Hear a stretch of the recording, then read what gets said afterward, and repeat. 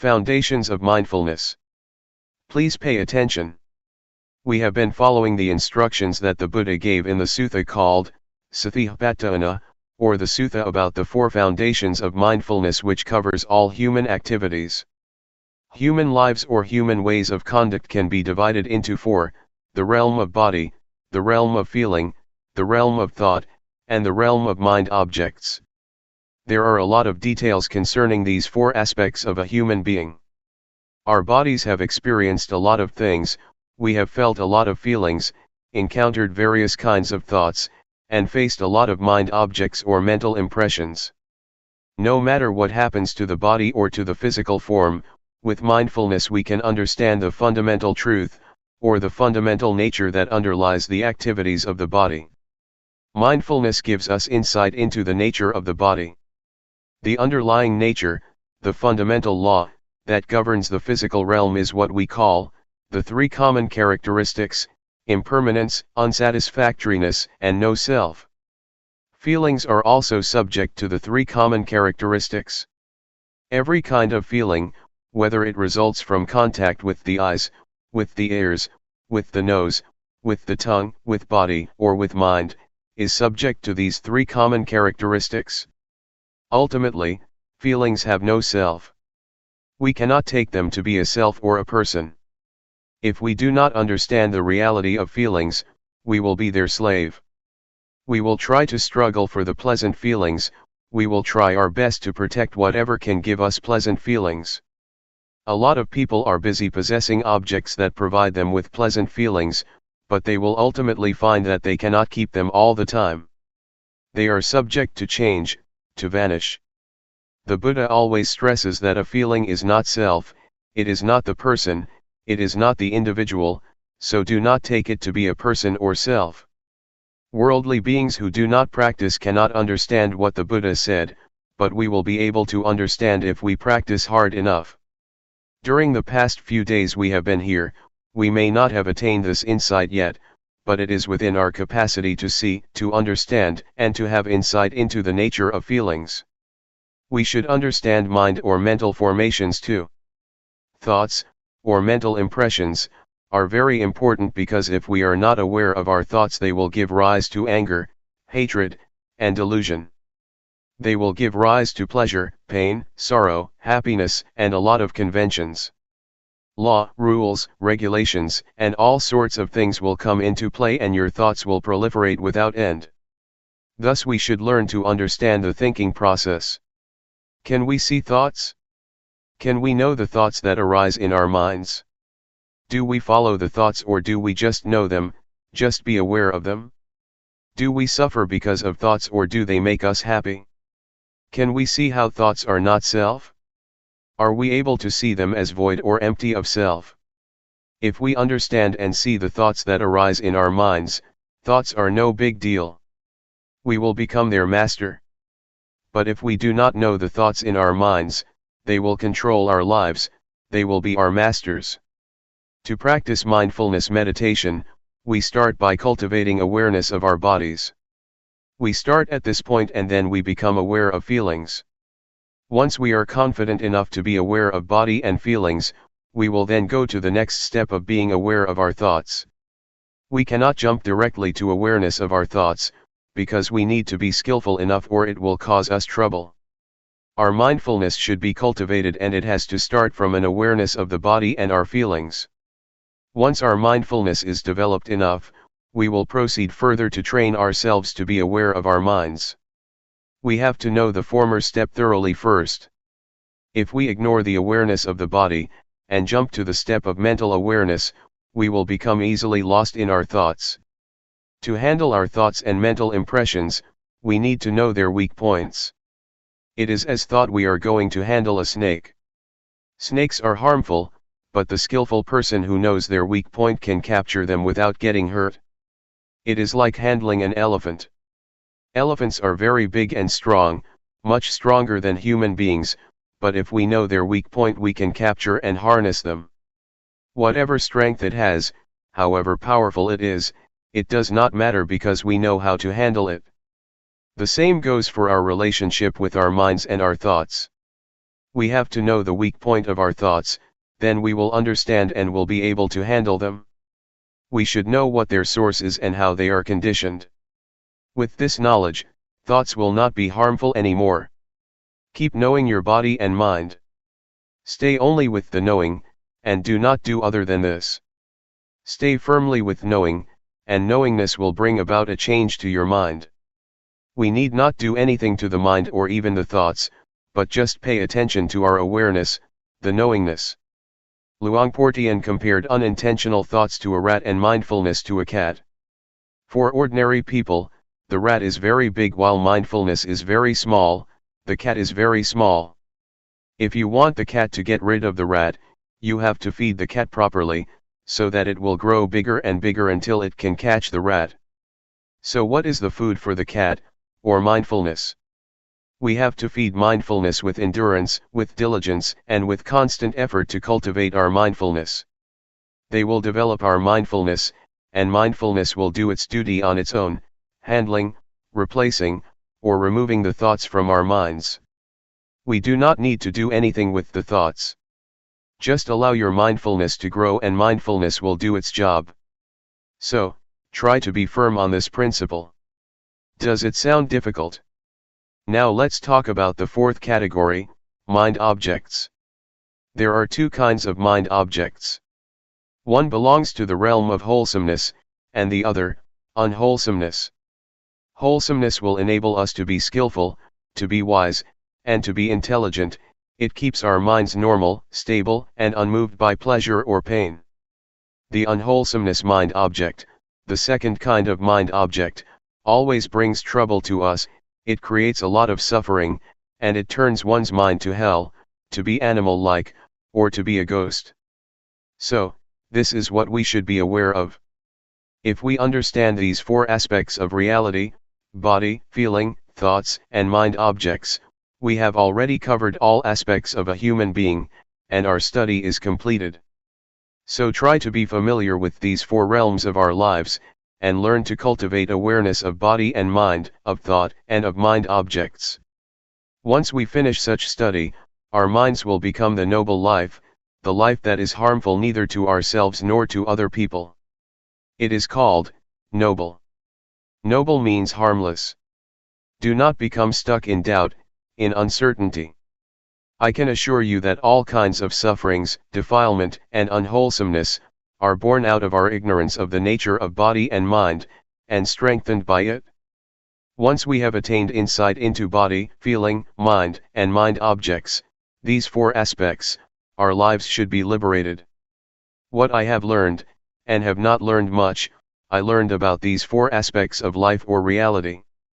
And, Luangpor Teean did not teach much, he only taught these. Once I understand these, I no longer need the master. I no longer search for or seek any master. My study has been finished, my search finished, and now I do not need master anymore. Now I have no fear at all. I have confidence in myself because I do not teach for fame, for wealth, for material gain, or for any reward. I just want to help people to understand themselves, and to realize the truth. What I have said are just words, but it is not what I have memorized from any texts. I have not much learning, but what I share with you is from my direct experience, from my own realizations.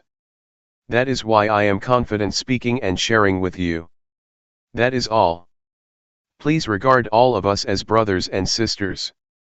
The Buddha is the father, Dhamma is the mother, and Sangha is the brothers and sisters. Question: how does one know it is time for him to tackle with thoughts? Answer: you are ready to see the thoughts once you can know a thought, when a thought arises and you are aware of it, and you are not dragged by thoughts? If you are still being dragged by thoughts, leave them behind and just pay attention to body and feeling. It is like learning a language. In the beginning, we have to learn from a teacher, and the teacher has to start from A, B, C, D. A, B, C, D, or the language, is still something out there, but once we internalize it, we become one with the language, and we are skillful enough to use the language. The same is true of the practice. We need to practice until we become confident enough that it becomes our habit.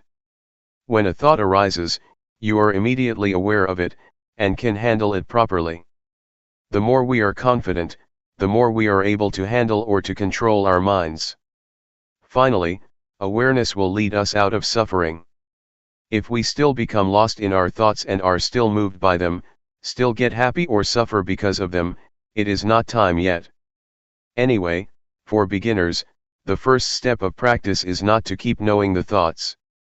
Please be aware of the body first. Once you are competent enough, it is okay to go ahead to the next step of mental awareness.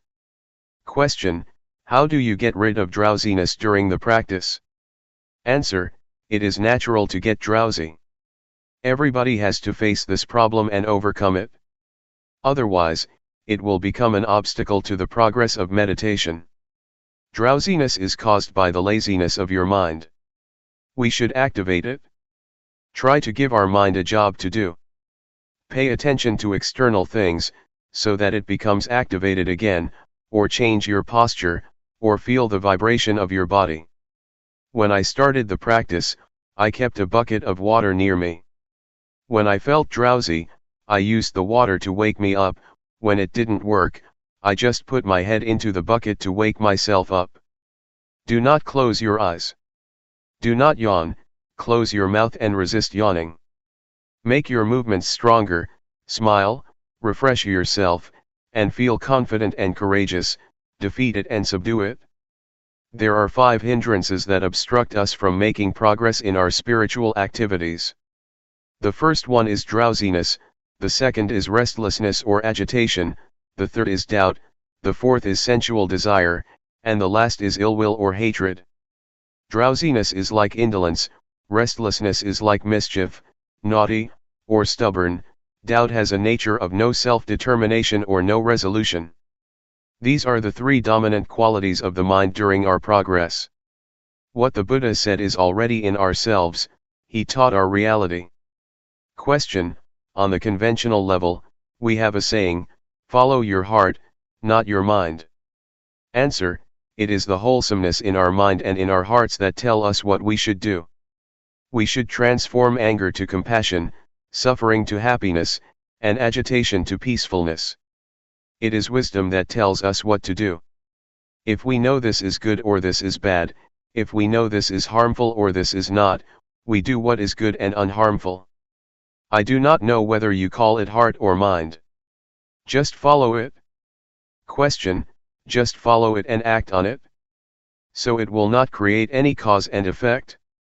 Answer: oh, sure, if it is a good cause, if one is mindful, if it is not harmful to oneself and others, it is a good karma. If it is harmful to oneself and to others, that is a bad karma, a bad deed. Question: should we just follow the middle path, if we are not sure whether it is a good cause or not? Just sort of ignore it and not act upon it? Answer: don't worry whether it is from mind or from heart.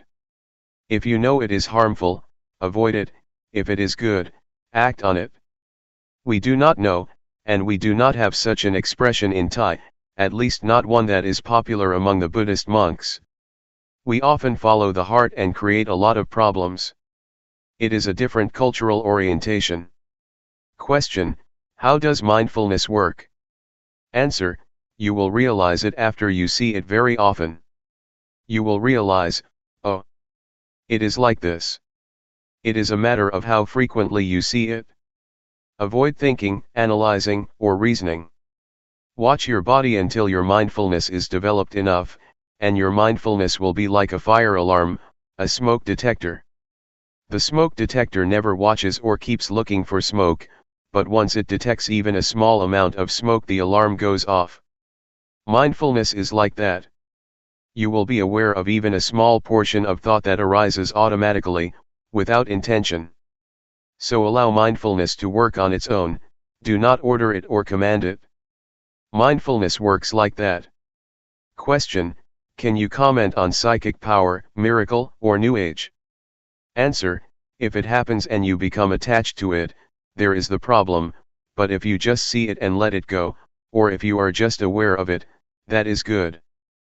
But normally people are attached to it. They want something special, but psychic power is not the real miracle. The real miracle, according to the Buddha, is the ability to be aware.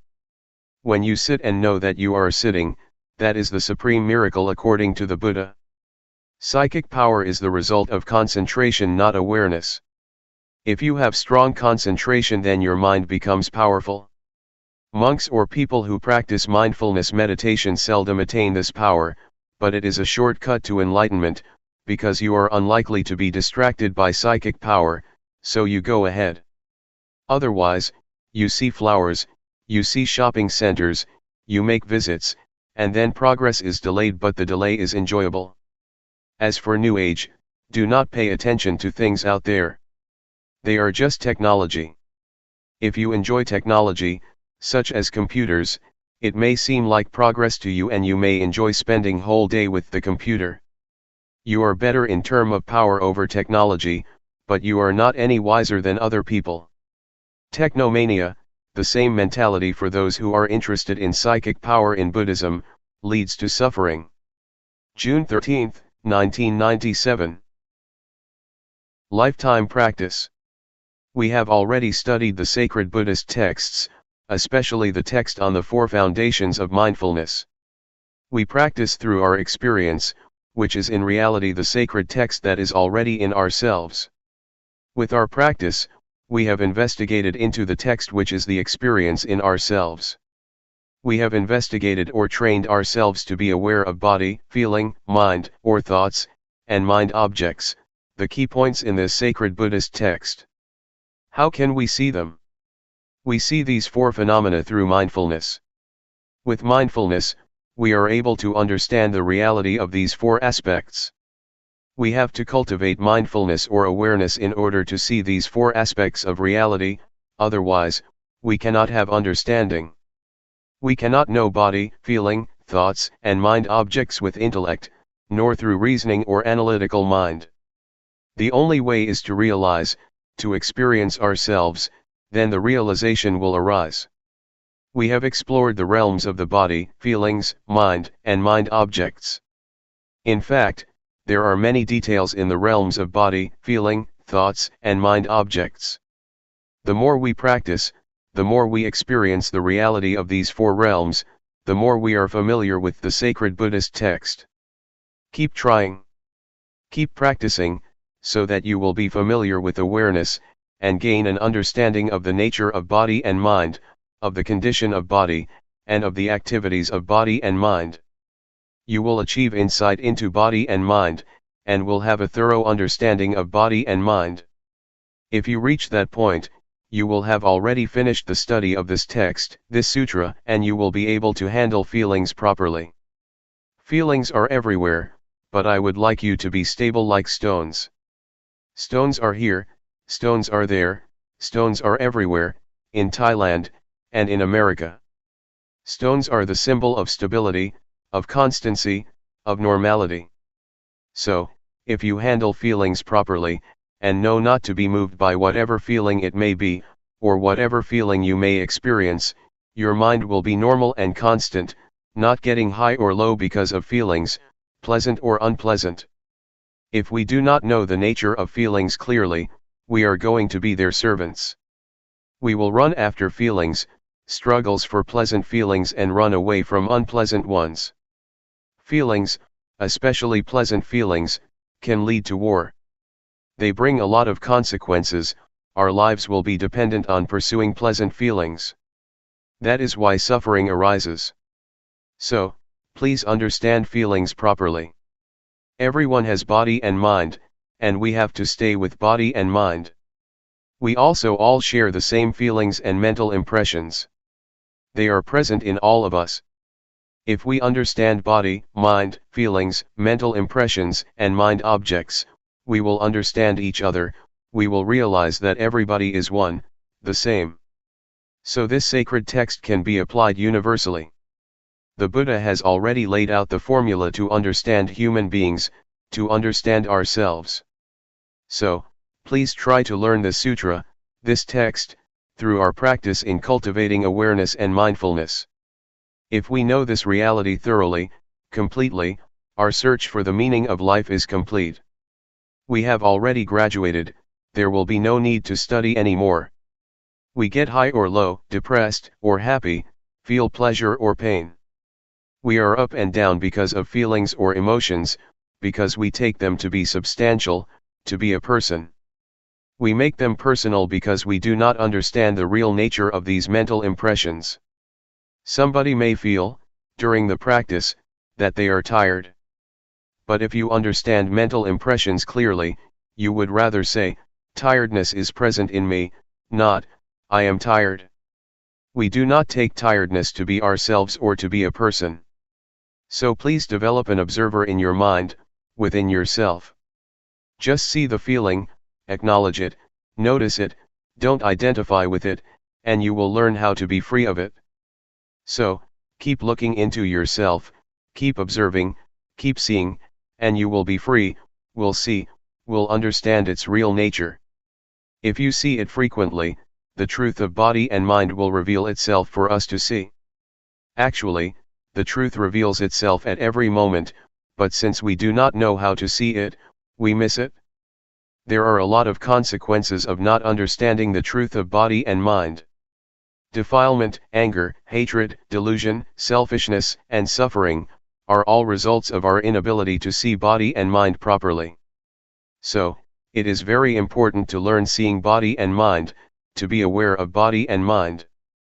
Thought, or the thinking process, influences our speech and our conduct. Thus produces a lot of consequences and affect people in various ways, from one person to another, forming chain reactions.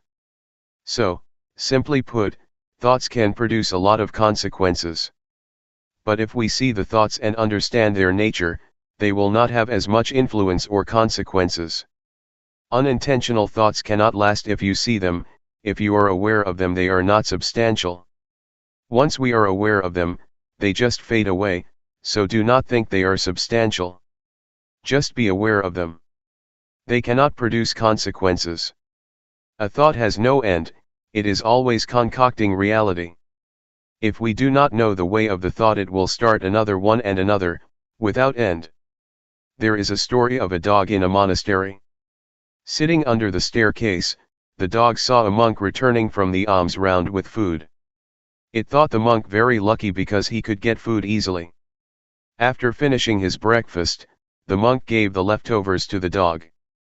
The dog had the idea that being a dog is even better, it can have food easily without having to go through the village.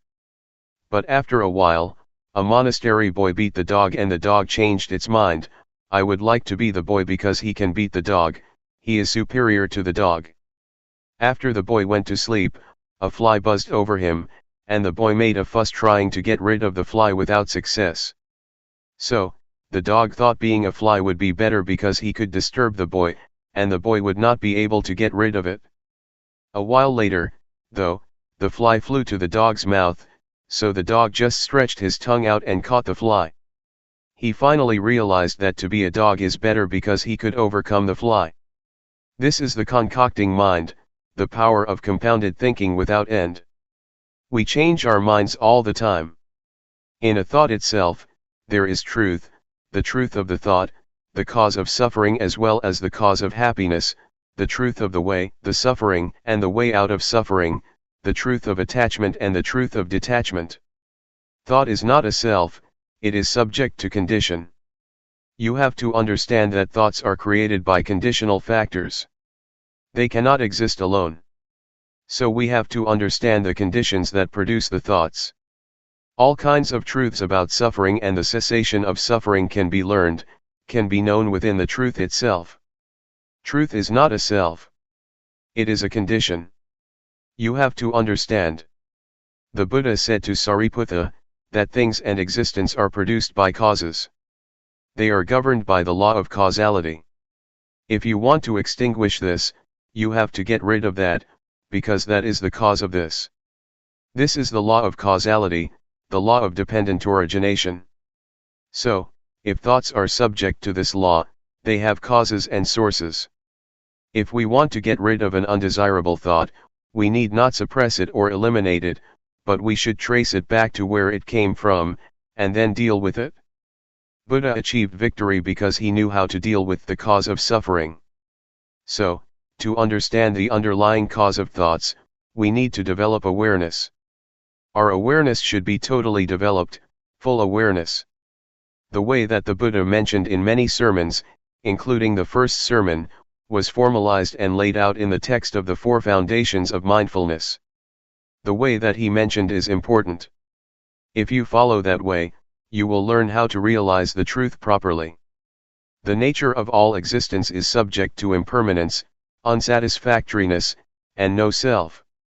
If you do not understand this, you will get high in pleasant feelings, and get low in unpleasant feelings. Life cannot always be pleasant, you will sometimes suffer. Our minds are moved up and down. But if we know all objects, all feelings, and do not take them to be substantial, do not identify ourselves with them, they can neither harm us nor disturb our minds. This is what I would like to stress. The retreat is not over as long as we have breath or are alive. We need to practice as long as body and mind exist with us. As long as we still have feelings and emotions, we need to continue our practice.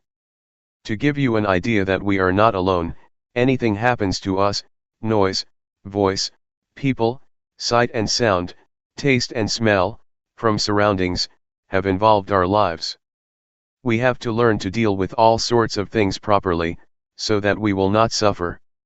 June 14, 1997. Buddhist meditation in a nutshell. I would like to talk about the problems of meditation. They are problems that we all share: drowsiness, pain, tiredness, and exhaustion. These problems are quite normal for the practitioner. We have all experienced the same kind of problems. The only duty we have is to be mindful in every moment and in every situation. Whether you are drowsy, tired, or feel pain, try to be mindful in that situation, meaning you are not disturbed by these problems. Do not regard them as obstacles, but take them as experiences that enrich your practice. Because skillful practitioners have to learn how to deal with various kinds of experiences. Do not try to find answers in the intellect or in your brain, or try to investigate into the thoughts, or make reasons for what you have experienced. Just feel. Just stay aware.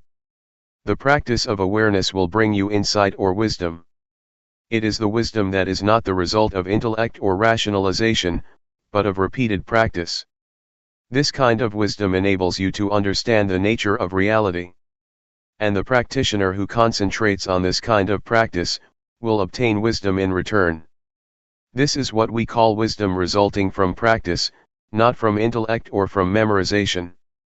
There are 4 kinds of objects that you should be aware of. The first is the body. The second is the feeling or sensation: coldness, heat, happiness, suffering. These are all in the realm of sensation. The third is thoughts, and the 4th kind of object is what we call mind objects. Mind objects mean the states of the mind or mental qualities. They include 5 hindrances: sensual desire, ill will, sloth, anxiety and doubt, and 7 factors of enlightenment: mindfulness, truth investigation, effort, zest, calmness, concentration and equanimity. Be it a wholesome or unwholesome object, just be aware of it. So train yourself to be aware of these 4 objects over and over. If you are not mindful, the body will bring you suffering and a lot of problems, feelings will create a lot of problems for you, as will thoughts and mind objects. So, it is crucial for us to be mindful with respect to body, feelings, mind, and the mind object. And this will give you insight. The more you are aware, the closer you are to insight. That is why we call this practice insight meditation, the meditation that brings you insight. The first level of the enlightened one is called Sotapanna. It means one who has entered the stream of enlightenment. The first level of the enlightened one is one who is free from or lets go of the first three fetters. The first one is a false view of person or false view of self. It means the view that this body belongs to me. This body is me, this body is myself. You take this body as me or mine, or take me as being in the body, or take body as being in myself. You take this body as substantial. But, if you attain insight into body and mind from this method of meditation, you can liberate yourself from this false view of self. The second fetter is uncertainty, skeptical doubt. Once you have realized the true nature of body and mind, you achieve insight or wisdom, and you have no doubts about the practice or about the proper way of meditating. The third fetter is attachment to form, to rituals, to legalities, or to the rules. This practice is good, is correct, that practice is not good, not correct. This rule is okay, that rule is not okay. This etiquette is good, that etiquette is bad. These are what we call attachment to the rules and rituals. If we see the true nature of all things clearly and achieve insight of the true nature of all things, we will be able to go beyond this concept of right or wrong. The objective of insight meditation is not to gain psychic power of telepathy, to penetrate anyone's mind, to fly in the air, or to go underground. Those are not the objects of meditation. The objective of Buddhist meditation is to have total awareness of body, of feelings, of mind, and of mind objects. Such awareness will give rise to insight. The first step of insight is the insight into body and mind. With this insight you know without doubt what body is, what mind is, what the nature of body is, what the nature of mind is, what the disease of body is, what the disease of mind is, what causes suffering to the body, what causes suffering to the mind. This is the insight into body and mind. And once you achieve this insight, your practice will go on to the next step of the practice, learning to be aware of thoughts.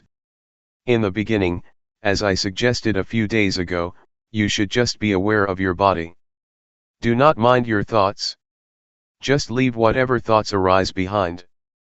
But once you get insight into body and mind, you have to practice the second stage of being aware of your thoughts. Yet, to be aware of your thoughts does not mean that you have to investigate them. Just see them, register them, and then turn your attention to the practice of body movement. Do not bargain or negotiate with your thoughts, not try to find the motive or reason behind them, do not ask yourself why you have such thoughts, why your thoughts are unwholesome. Not at all. Just be aware of them and come back to the practice. From this second step of practice, another kind of insight will take place. With this insight, you can go straight. The truth will reveal itself and you will see things clearly without using analytical thinking. You just see it and understand it. So, it is as if you go straight without interruption. Once you achieve a certain kind of insight, you will be able to look back and see what you have already passed. I would compare it with my walk here from the pond. I just go straight from the pond to this hall, and when I turn back I can clearly see everything that I have passed. This is the state of the mind that gets you insight. Is it difficult to understand? This practice, which develops mindfulness, is the practice that includes all kinds of training. In Buddhism we have three kinds of training. We call it threefold training: training in higher morality, training in higher concentration, training in higher wisdom. With this practice you will go through the threefold training because with mindfulness you observe morality, mindfulness also gives rise to concentration, and later wisdom arises from the practice. Once you achieve the insight that I mentioned, you will have no doubts about evil or goodness, and you will have no doubt about religion, what Buddhism is. You will have no doubts because it is clear to you, and there is no need to ask yourself what you have achieved. It is as if you take breakfast or lunch. Once you are full, you know you are full. You do not need more food. It is a realization nobody needs to confirm for you. You can confirm it for yourself. It is all right or good for you to experience drowsiness, frustration, and anxiety, because they help you learn. They come for you to see them, and the more you see them the more you will understand, just as the more often I see you the more I know you. I cannot mistake anybody for you. Once these mental qualities appear to you, do not be lost in them.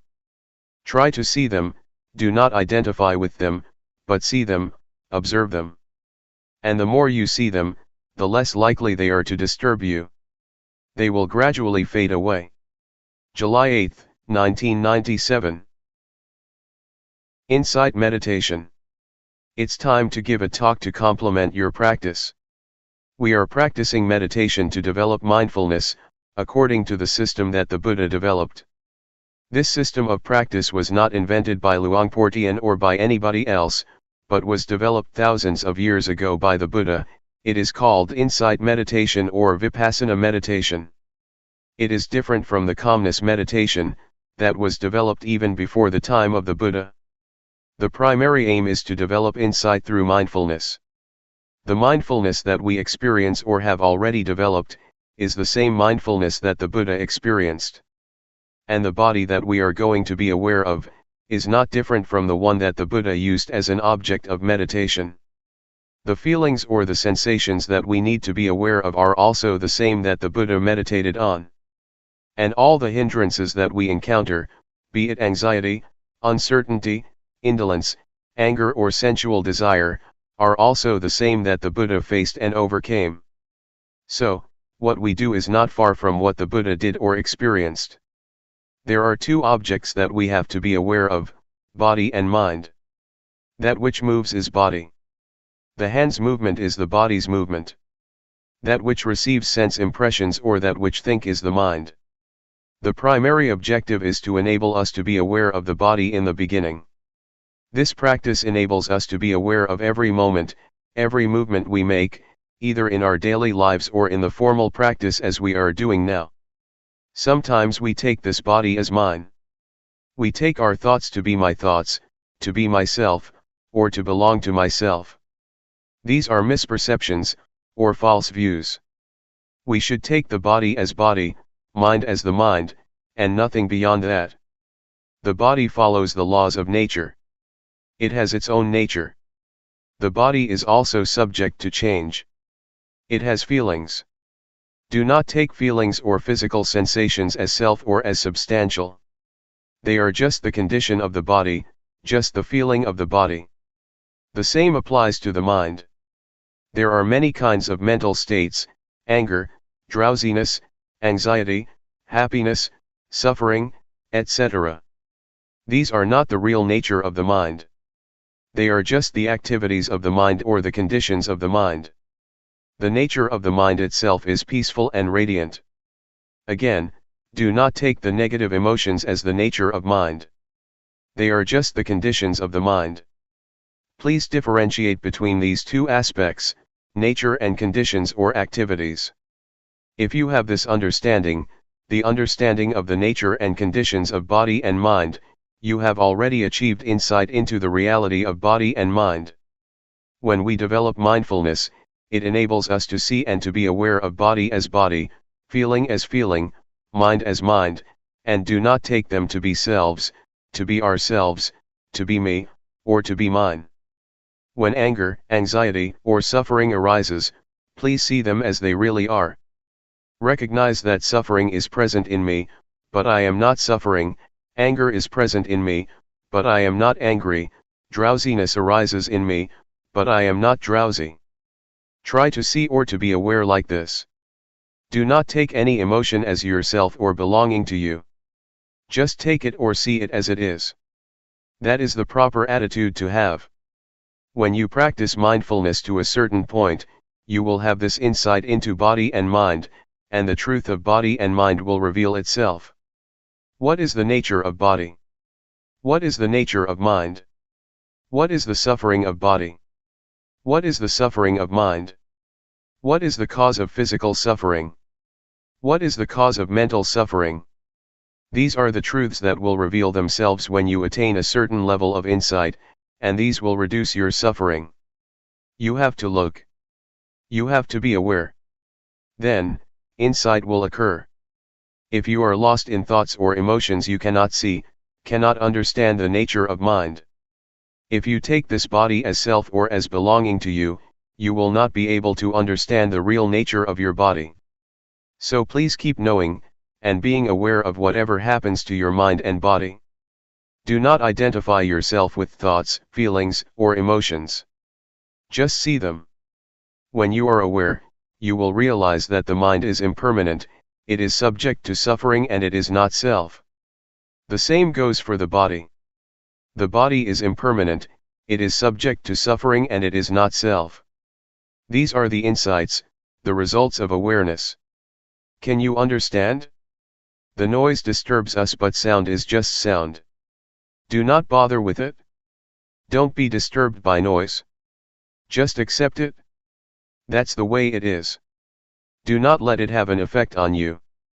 The state of awareness is very important. It is the path.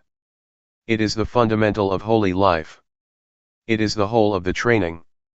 In Buddhism we have three aspects of training, or threefold training: training in higher morality, sila; training in higher concentration, samadhi; training in higher wisdom, panya. If you practice mindfulness, you have already undergone this threefold training. Awareness enables you to be free from thoughts, free from mental states. It enables you to let go of these elements. And if you achieve the full awareness, you will be free from birth, aging, sickness, and death. You will no longer be disturbed by them. Mindfulness is the instrument to get rid of attachment, to let go of attachment, attachment to body or form, attachment to feelings, attachment to perceptions, attachment to mental volition, or attachment to consciousness. These 5 kinds of attachment, or attachment of 5 aggregates, will be dissolved by the power of awareness. The Buddha once said that attachment to the 5 aggregates, form, feeling, perception, mental volition, and consciousness, is suffering. It is the cause of suffering. So if you are able to let go of the attachment to the 5 aggregates, suffering cannot exist. That's why the Buddha calls it the supreme victory, the victory of letting go of these attachments. For this to be possible, you need to have full awareness, total mindfulness, which will enable you to see the way things really are, and to understand the nature and the conditions of things. The nature of things is impermanent, unsatisfactory, and no self. The conditions of things are subject to change. Pleasant, unpleasant, agreeable, disagreeable, content or discontent, these are the conditions of things that keep changing. They are not reality. What I told you is the truth, the Dhamma, it is not a fiction or an invention. And this state of insight is not beyond your reach. It is in your capacity to attain the truth, to realize the truth. Keep practicing. Develop awareness as much as possible. Do not waste your time on thoughts or on the thinking process. Just practice. Do not dwell on your thoughts. That's all for today. July 9, 1997. A handful of Buddhism. We are learning to practice meditation. The purpose of meditation is to develop awareness and mindfulness. The more we exercise awareness, the more we develop it. It will become present in our bodies, and our minds will become familiar with our bodies because of mindfulness. Try to make your mind familiar with your body, so that it will be with your body. People are differentiated by their actions, karma. Karma is the determining factor that differentiates all of us. If we practice mindfulness, it is the action that can determine our lives and have an effect on us. Keep practicing mindfulness. If we practice enough and properly, it already includes the training in higher morality, the training in higher concentration, and the training in higher wisdom, or what we call, the threefold training. There are many things that keep us from being aware, and keep us from knowing. There are sensations, or feelings. If we are caught up in feelings, our mind is turned from ourselves or from the body, and we do not experience awareness. Unintentional thoughts also keep us from being aware.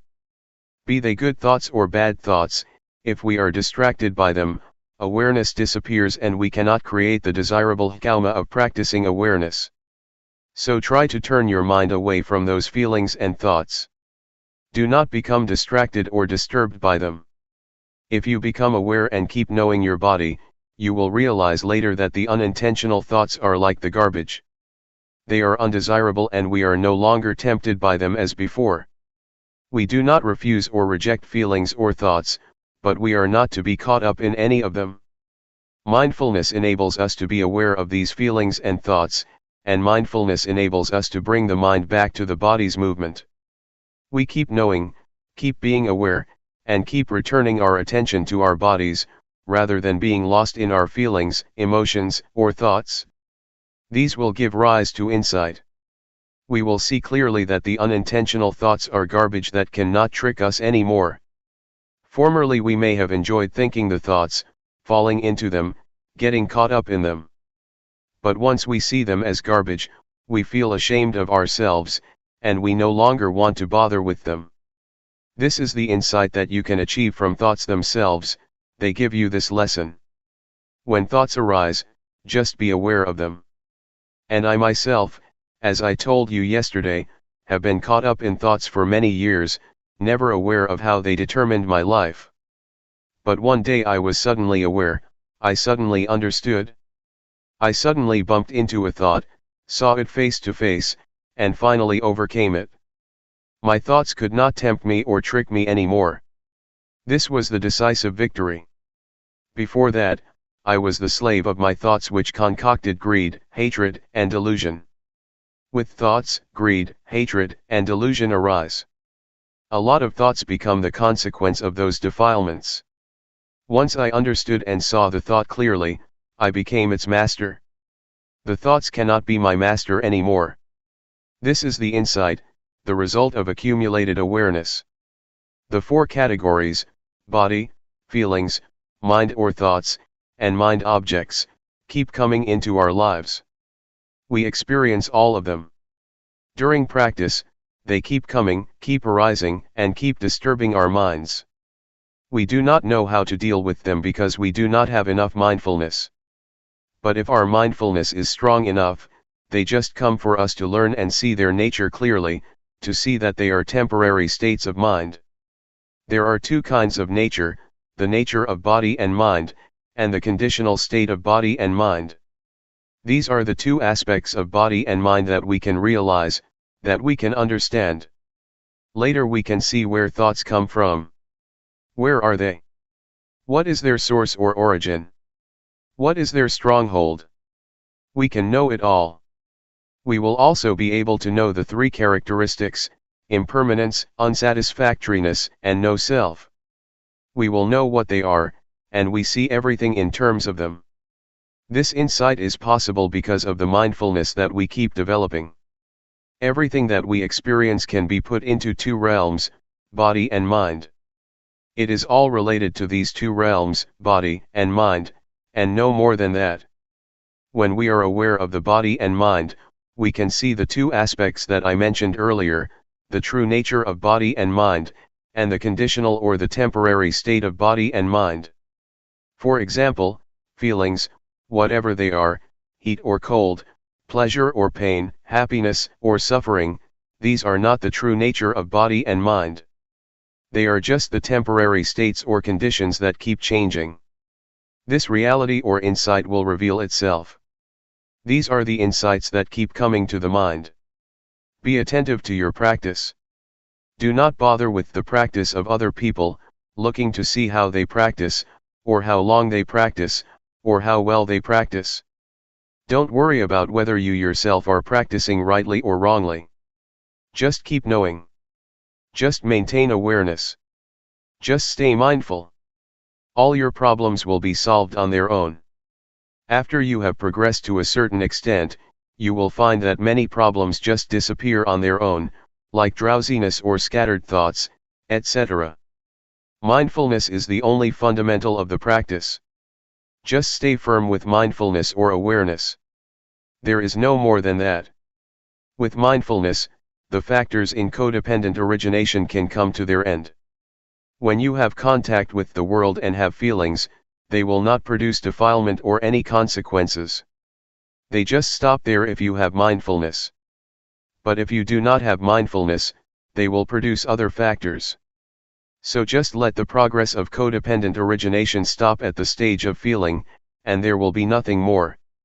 Once insight into body and mind arises, delusions appear, and the truth will reveal itself. After you have insight into body and mind, another insight will result, the understanding of conventional reality and the ultimate truth. With that, greed, hatred and delusion are reduced. You achieve insight into the three common characteristics of impermanence, unsatisfactoriness, and no self. Again, this will reduce greed, hatred, and delusion dramatically. These are the results of the practice. They are the insights that will occur on their own. That's why I always say that the practice of mindfulness is the perfect formula of meditation. It is perfect in every step, every stage of the practice.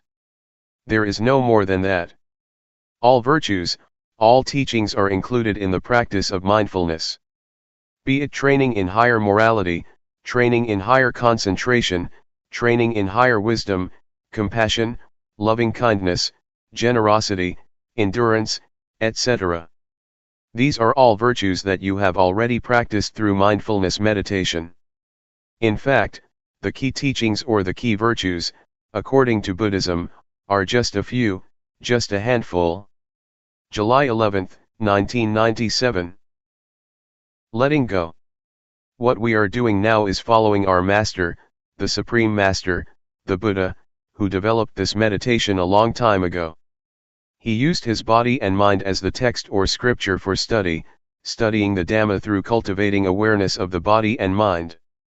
Apart from the body, we should also be aware of feelings, thoughts, and mind objects. Mind and body are like a sutra that covers a lot of subjects, a lot of knowledge that we should know. We are able to learn about heaven, hell, happiness, suffering, morality, concentration, and wisdom, from our body and mind through awareness cultivation. The causes of disturbances and problems in this world are in the realm of body and mind. On the other hand, the cause of peacefulness and happiness can also be found in the realm of body and mind. I need not explain more about this, but I would like to talk about the practice. The practice can be done by cultivating awareness of the body. Please try whatever techniques that can be used for awareness cultivation. Actually, what Luangpor Teean taught is very up-to-date, never obsolete, very modernized, and suitable for the modern age. This method is a universal one because everybody has body and mind. All of us have the same properties, regardless of nationality, language, race, gender, etc. We all have the same properties of body and mind. Just try to breathe in and breathe out with awareness. When you breathe in, be aware of that in breath, when you breathe out, be aware of that out breath. And we will become one. Breathe in and breathe out. Let's try breathing in and breathing out. If we have awareness, all of us will become one. Otherwise, we are different people, behaving differently in our own way. Awareness, mindfulness, or the breath, are all things we already have, so they are not difficult to practice. The awareness of breath and the awareness of the body's movement are the same. So how can we achieve awareness? Nothing can keep us from cultivating awareness. The only factor is ourselves. If we practice, awareness can be developed, it depends on us. We have already done many things, chantings, devotions, offerings, performing merits, studying scriptures, etc. Another thing that we should do is practice meditation. What Zhuangyan Monastery has done is to follow the path of the Buddha, encouraging people to practice meditation. Although not many people are interested, it is a good activity. Other Buddhist practices such as offering food to the monks, offering materials to the temples, observing the precepts, or studying the texts, are not lacking in society. What we lack is awareness. We have problems regarding the body and mind. We suffer because of body and mind. Greed, hatred, and delusion arise because we do not know how to deal with body and mind properly. For example, delusion occurs when the eyes or ears make contact with a sight or sound, and we are not aware. When you have awareness, forgetfulness and delusion just disappear. They are opposites. When awareness arises, the forgetfulness cannot stand. It just disappears. I would like to ask all of us, which, up till now in our lives, has been more powerful, awareness or forgetfulness? It is not difficult for awareness to arise if we start counting on ourselves. Buddhism starts from the individual, transforming the individual first. You need not change the environment or to ask the environment to change at the outset. So if you keep cultivating awareness, you will find the answers to your problems by yourself. The truth about body and mind will no longer exist. I would like to speak briefly for your benefit. We need to let go of everything regarding the mind. Regarding the body, we should learn how to reduce physical suffering and treat it properly. In other words, mental suffering can be reduced by letting go, but physical or bodily suffering has to be reduced by treatment. For instance, when it is hot you have to stay in the shelter and so on, because it is the physical suffering, but if it is mental suffering, you have to let it go. I would just like to encourage you to practice. This temple is a suitable place for teaching and practicing meditation. I like this place very much. We can practice or walk without mosquitoes. In my temple in Thailand, when I moved hand, I have to keep the mosquitoes away, but here it's very easy. So it is a suitable place that provides a good environment for practice. I do not know whether you benefit from this place or not, but I myself benefit a lot. My health is much better and I also have good ideas. 3 years ago, I had interesting ideas, and I put the talks into a small booklet about the Dhamma. Since my talk has to be translated, it can't be continual because I have to pause for the translation. So I only say about 50% of what I would like to. If I were to speak in my dialect I could continue my talk more easily, but that's okay, do not take it seriously. It's better to have a question and answer session. I have to go tomorrow, so this is your last chance. Question: what should I do when I have no thought during the practice, and what should I do when I am aware of my body's movements but all kinds of thoughts arise simultaneously? Answer: what you should do is be aware of the thoughts that arise, that's all. When no thoughts arise, just be aware of your body's movements. When I practice, sometimes I lose my sense of self, but when it seems that I myself have disappeared, I just touch myself to regain my sense of self. Question: with awareness, one may attain the state of no self or even reach the level of arahant. Is the eradication of the 10 fetters that an arahant should achieve, before he reaches enlightenment also possible through awareness? Answer: awareness gives rise to higher morality, higher concentration, and higher wisdom. So, the threefold training is already incorporated in the act of awareness. It depends on how much awareness we have. If the awareness is strong, it can get rid of the fetters one by one. So it depends on how strong the awareness is.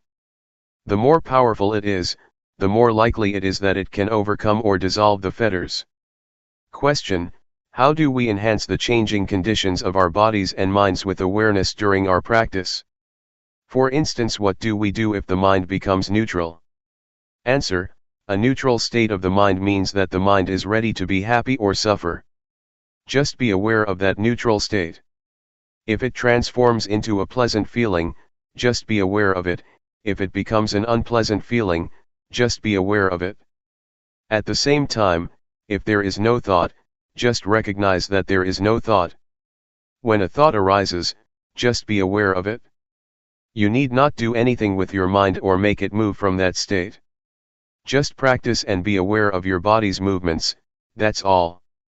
Question: is there any difference between the awareness that we are developing, and the awareness of the Buddha?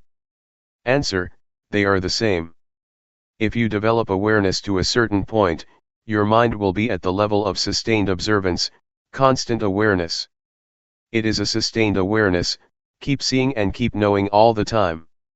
This state of sustained awareness will include morality, concentration, and wisdom, and it will also enable you to see the cause of suffering. This state of awareness will lead to the cessation of suffering. So, this is the state of Buddhahood. The awareness of the Buddha is the awareness that enabled him to see the Four Noble Truths: suffering, the cause of suffering, the cessation of suffering, and the path to the cessation of suffering. If you achieve the state of sustained awareness, the practice is over, you have already reached the end of the practice. I would like to encourage you to practice and train yourself to deal with mind and body properly. For example, when anger arises in your mind, just know it. Just be aware of it. Do not become lost in it or identify with it. The same applies to sufferings and even happiness. Just see it, be aware of it, do not get caught up in it. This will enable you to transcend the world. You will still live in the world and interact with people, but you will be above the influence of the world. Question: is it alright to use wisdom to penetrate greed that comes on very strong and repeatedly, instead of just being aware of it as Luangpor suggested? Answer: it is alright for you to penetrate it like that. In fact, awareness itself can be transformed into an act of penetration. If you penetrate, you can see how impermanent, unsatisfactory, and selfless greed is. Yes, it is alright. Greed is the desire to have more. If you work and get $7 an hour, you want more, $10 or $15. That is greed. But if you work and get money in return, say $7, and just concentrate on the work you do, that is not greed. Greed is a desire that arises in the mind, not the act of working to earn your living. July 12, 1997.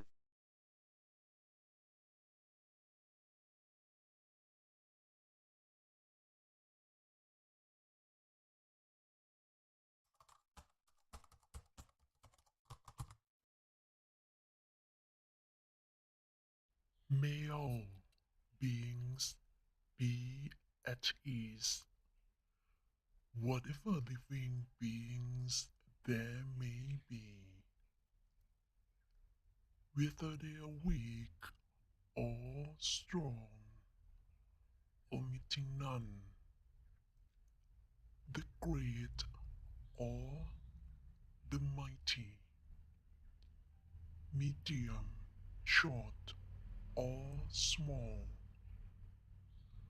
the seen and the unseen, those living near and far away, those born and to be born. May all beings be at ease.